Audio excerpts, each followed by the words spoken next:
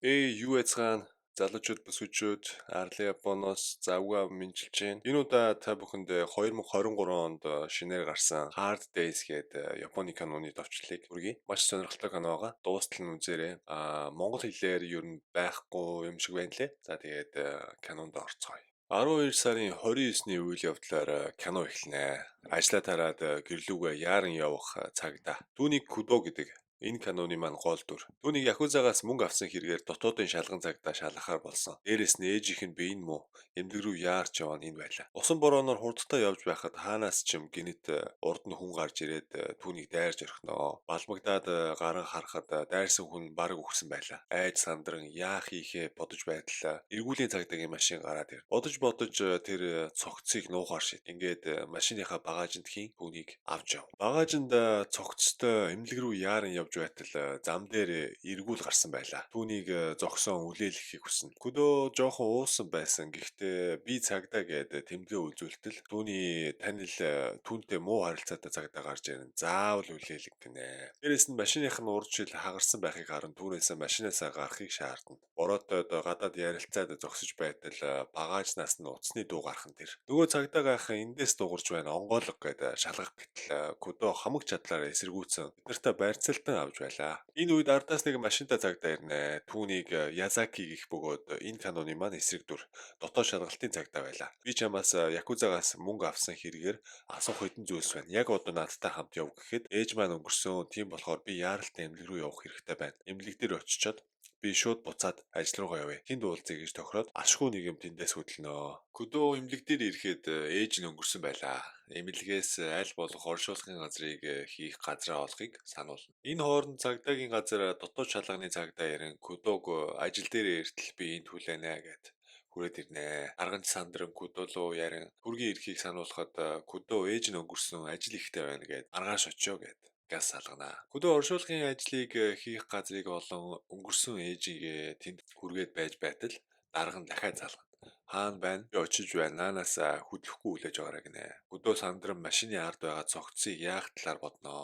Бодон агаарын хоолой нүдэнд нь харагдаж даргыгаа ирэхээс өмнө цогцыг тийшээ хийж амжуулна. Арга нэрийн Якуза нартай холбоотой мөнгө авдаг нь ганцхан би биш шүү дээ ухааны юм хариулаад байж байхад даргатай хамт ирсэн цагдаа өнөө өрөө болсон явдлын тухай хэлнэ. Үнийг цагдаа зогсооход тэр арын багаж ерөөсөө онгойлгоогүй. Биднэртээ зодтолцсон гэсэн гэхэд дарга багажийг онгойлго гэж хэлнэ. Мэдээж дотор нь юу ч байхгүй байлаа. Болонд нь үлдсэн цусны толбыг харан Көдөө газ багажийг хан маргааш ажил дээр уулзахаар болон тэндээс хөдөлгөө. Көдөөгийн гэрээс түүний амьдралд хандах хандлага харагдаж байлаа. Хогон дундаа амьдарч салах өргөтөл ширээн дээр нь байв. 12 сарын 30 болж ажил руугаа явж байхад түүний машины урд шилийг хүн болгон гайхан харж байлаа. Гэрлэн дохион дээр зогсож байтал өчигдөр маргалтсан түүнтэй харилцаа муутай цагдаа урд машинаа зогсоохыг харан түүнийг хүчтэй ардаас мөргөө таяв. Цонхоороо гарч ирэн энд зогсох аюултай штэ ухааны юм яриад машинаа засварын газар өгч тайвширнаа. Түрээсийн машинаар ажил дээрээ ирэн шууд дотоод шалганы цагдаа Язаки дээр орж ирнэ. Тэр түүний материалуудыг бүгдийг нь шалгаж байгаад асуудалгүй юм байна. Ийм юм бол байх. Би төв дээр очиод ямар ч асуудалгүй гэж мэдээлнэ.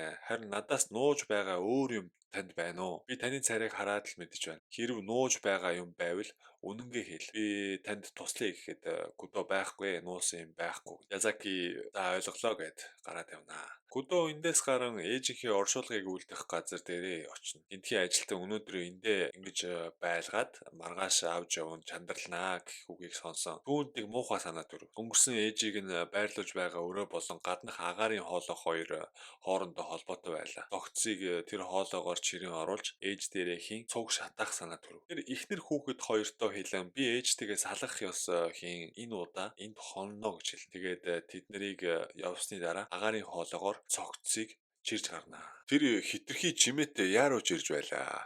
Оршуулгын газрын хамгаалагчид сонсогдохоор ирж байлаа. Ажилтан коридорт гарч ирсэн боловч азар түүнийг анзаарсан. Тэр гүрийн чирж явсаар өрөөнд орж ирнэ. Тэгээд авсны савыг онгойлгон өнгөрсөн ээж дээрээ цогцыг хийв. Ээжээ намайг уучлаарай гэд өөлөн байран хийв. Коридорт хүний чимээ сонсогдож байлаа. Хүн ирэхээс өмнө амжуулан хийж чадсан ч дахиад нөгөө цогцсны утсан дуурав. Авсыг нэг хүмүүс ирэхээс өмнө утсыг ав. Хоёр ажилтан орж ирээд түүнийг гайхан бид мөсийг нь солихоор ирлээ. Мөсийг нь солихгүй бол болохгүй гэхэд Көдөө би сольжээ. Сүүлийн удаа ээжтэй ямар нэг юм хийж тусмалмаар байна гэд тэд нарыг харж байхад сольсон болно. Арай гэж тэд нарыг аргалаад байж байтал түүн дээр зочин ирнэ. Энэ түүнтэй холбоотой якуза байлаа. Тэр түүнд эмгэнэл илэрхийлж байна гэд ээжийнх нь авсыг нээсэн чи нөгөө цогцсон ашгүй харагдсангүй. Якуза өвөө түүнд нэг санал тавина. Энэ хотын хамгийн том сүмд асар их хэмжээний мөнгө байгаа. Улс төрчид бохир мөнгөө тэнд хадгалдаг. Тэрийг ямар нэг аргаар авах хэрэгтэй гэж санал тавина. Гэвч өдөөд тийм юм бод сэхэл байхгүй байлаа. Ээж нь өнгөрсөн, дээрэс нь машинаар хүн дайран хороосон гэд. Маргааш нь болж ажил дээрээ ирэхэд түүний машинаар мөргөж хороосон залууг цагдаа нар хайж байлаа. Тэр залуу өчигдөр якуза түүнд зааж өгсөн сүмийн сейфний түлхүүрийг аваад зугтсан хэрэгээр шалгаж байлаа. Цагдаа нийж түүний байрлаж байх боломжтой газар руу явхад Кудоцог яв. Мэдээж тэндээ байхгүй байлаа. Кудо зам дээр ирэн түүнийг дайрсан үеийг бодон байж байтал түүний утсанд мессеж ирнэ. Чи хүн алсан. Би чамайг харсан гэсэн мессежлүүд араараас ирв. Айж сандран балмагдав. Түүнийг алуурчин гэдгийг хэн нэгэн мэдэж байлаа. Цагдаа нар гарч ирэн Кудог юу хийж байгааг гайхан тэр явыг харахад яг тэр газар руу орж гарах хэсэгт камертай байж байлаа. Тэрний бичлэгийг аван ажил дээрээ очин шалгахад Кудогийн машин явж байгаа хэсэг байв. Кудо сандран байтал ашгүй тэрний машины дугаар харагдахгүй байлаа. Кудо ажлаасаа гарan ээжийнхээ оршуулгын ёслол дээр ирээд машинаасаа гарах гэж байтал түүнд нууцсан дугаараас дуудлага ирнэ. Тэр хүн би чамайг хүн алахыг харсан. Чи юм уу арлуурчин чи хизээ нэгэн цагт аригдана гэд ярихад Кудо инээж байлаа. Уцаас алгахад гинэт машины гаднаас дотоод шалганы цагдаа гарч ирнэ. Түүнийг учир зүггүй зодож өг. Тэр түүний дайрсан залуугийн цогцыг надад авч ир. Тэгэхгүй бол охин чинь энэ хорвоод байхгүй шүү гэд охиныг нь машиндаа суулгаад аваад яваад өг. Эндээс кадр солигдож дотоод шалгалтын цагдаагийн үйл явдал гарнаа. Тэрээр сүмийн хэргийг мөрдөж байв. Хадам аав нь цагдаагийн газрын дарга.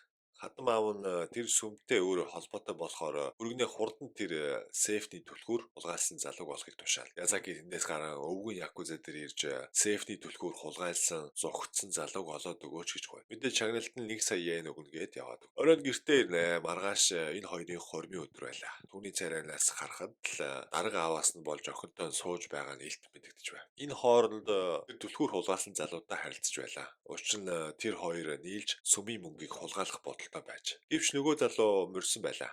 Маргааш нь хормын өдөр болно. Хадам аав нөгөө залууг олоогүйд дурамчхан байлаа. Түүнд уурлаж байлаа. Тэр хоёрыг ярилцаж байх байгуур хосуудын гарын хээг аавна гэд нэг хүүхэн хурж ирэн Язакигийн гарын хээг аваад яв. Гэвч энэ нь нөгөө түлхүүр хулгайлсан залуу удаагийн явуулга байлаа. Сэбиг онгойлгохын тулд Язакигийн гарын хээг хэрэгтэй тул түүний хээг авсан байлаа. Хадам аав дэлбэртлээ уурлан хормын өдөр түүний хөлийг бяцлах шахам гიშгэж яг одоо яваад тэр залууг ол гэж түүнд үүрэг өгнө. Якузагаас дуудлага ирэн би тэр залууг олсон. Гэхдээ 1 сая йен багдаж байна.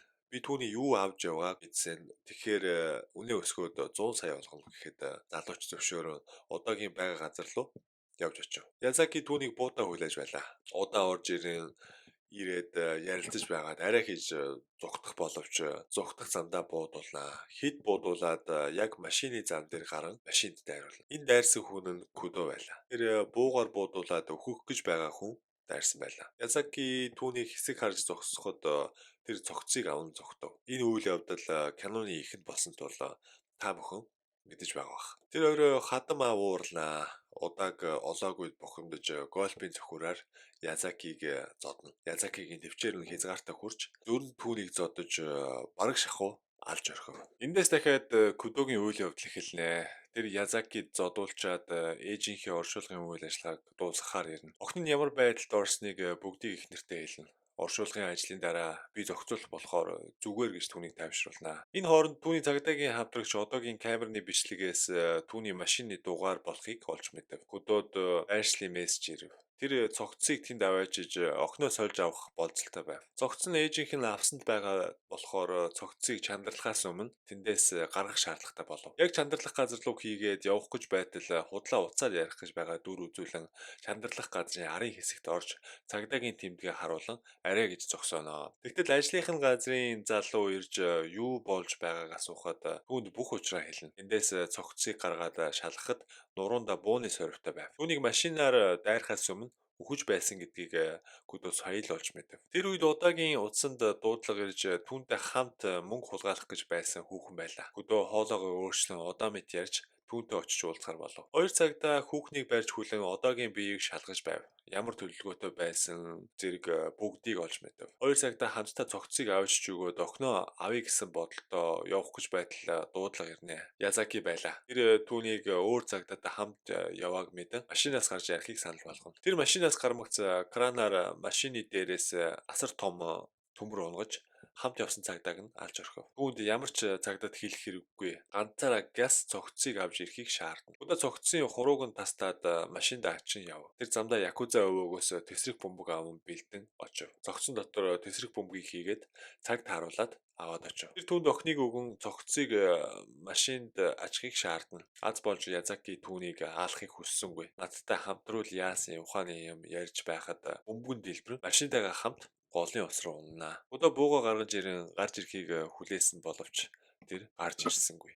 Охиноо их нэртэй хөргөж өгөж санаа амраа. 12 сарын 31-ний өдөр болж байлаа. Хүмүүс гадуур шинэ жилээ тэмдэглэж байв. Сүмдэр хүртэл хүмүүс буужигнаж байлаа. Гүдөө энэ үед сүмийн сейфний мөнгийг хулгайлахаар явж байв. Удаагаас авсан карт болон түүний тасцсан хурууг ашиглан сейфийг ядах юмгүй онгоолгов. Цүнхээ мөнгөөр дүүргээд явах бодолтой байсан ч гаднаас хөлийн чимээ гарч хүн ирж байв. Тэр Язаки байлаа. Дэлбэрсэн машинтайгаа голж ивсэн ч тэр үхээгүй байлаа. Үг хэлхийн завдалгүй гудоог буудаж эхлэв. Гудоо мөн буута байсан болохоор би бинийгээ будаж байлаа. Мөнгөний агуулга дотор энэ хоёр маань нилээ үзнэ.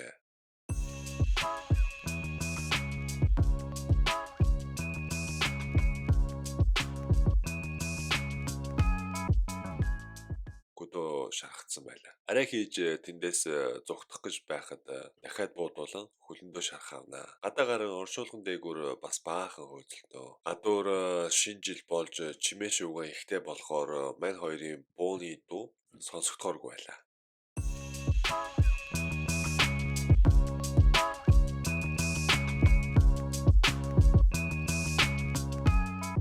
Гудоо Язакиг өргөн толгой хүзүүгээр нь газар мөргүүлж түүнийг бараг алж орхив. Арай хийж өндөйн босгоод ардаас нь цахилгаан борохоогоор цохиулж ухаан алдвал. Өвгөн якуза ирсэн байлаа. Тэр залуустаа бүх мөнгийг ачхийг тушаав. Өвгөн якуза анханасаа бүх юмыг зохион байгуулсан байлаа. Удаатай цуг мөнгө хулгайлах гэж байсан хүүхэн өвгөн якузагийн хүүхэн болж таарна. Ингээд өвгөн якуза бүх мөнгийг аван алга болно. Өглөө болж Кудо сэрэн гэртээ хайрахаар яв. Язаки хажууд нь өгсөн юм шиг байлаа. Тэр машиндаа суун гүүрэн дээр зогсон ихтэрлүүгээ залгаж шинэ оны мэд хүргээд энэ жил яг бүх юм сайхан болох юм шиг санагдаад байна. Хоёулаа дахиад бүхний эхнээс нь эхлэгээд ярилцаад уцаа салган ариг өөхөх гэж байхад ардаас нь гэрээд машин мөргөнөө. Эргээд хартал Язаки байлаа. Аимшигын царайтай болчихсон. Өөдөөс нь инээ харж байлаа. Гудооч машинаасаа тэр хоёр уралдаж эхлэв. Би бинийг мөргөж эцээ хүртэл үзэхээр шийдсэн байлаа. Энэ хоёрын тэмцлэр кино маань дууснаа. Бодвол аль нэг нь ялсан байлгүй дээ. За энэ удаагийн кино товчлыг маань үзсэнд баярлалаа. Subscribe дараарай залуусаа. Баярлалаа.